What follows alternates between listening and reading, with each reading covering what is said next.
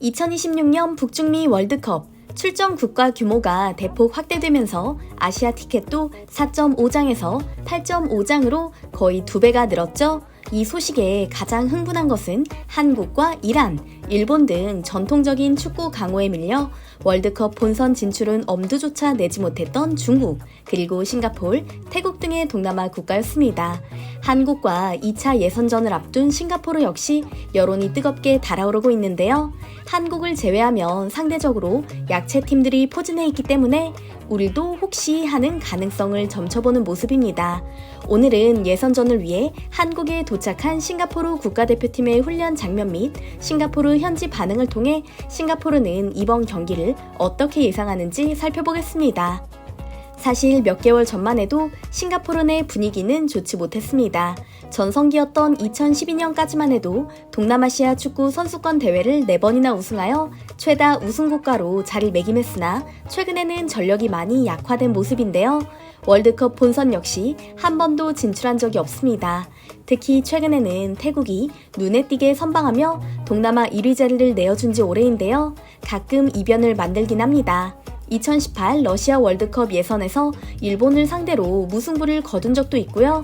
2022 카타르 월드컵 예선에서도 최종 예선 진출은 하지 못했지만 2승을 챙긴 후에 조 1위 사우디아라비아를 상대로 80분간 무실점을 기록했죠.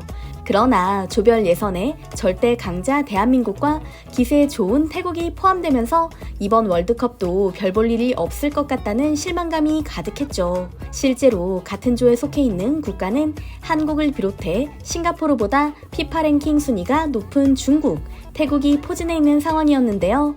싱가포르 현지 반응 관찰을 위해 온라인 커뮤니티 레딧에 올라온 싱가포르 국가대표팀이 이번 월드컵 본선에 진출할 수 있을 거라 생각하나요? 라는 질문에 달린 댓글을 먼저 살펴보겠습니다. 안녕하세요 여러분, 저는 20년 동안 혼수 상태에서 막 깨어났습니다. 싱가포르가 월드컵 본선에 진출했나요? 한 번 더 혼수 상태에 빠진 후에 20년 후에 깨어나보세요. 그래도 별 기대는 하지 마시고요.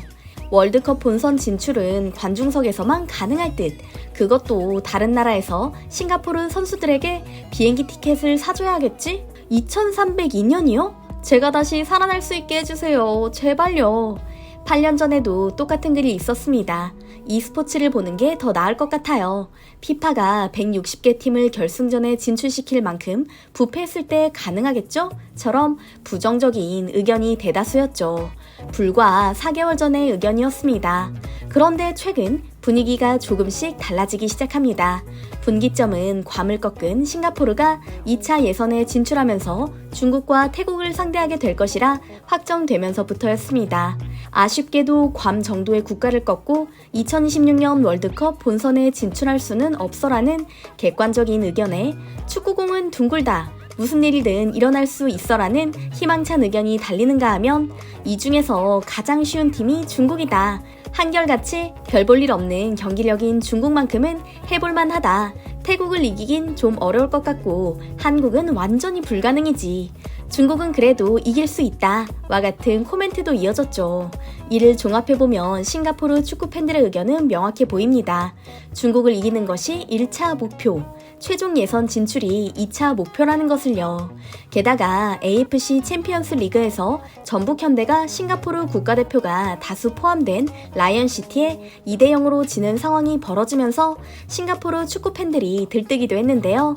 K리그 팀과 유럽파가 다수 포함된 한국 국가대표팀을 비교할 수는 없지만 싱가포르 선수들의 기량이 좋아진 것 같다는 의견도 나오기 시작했습니다.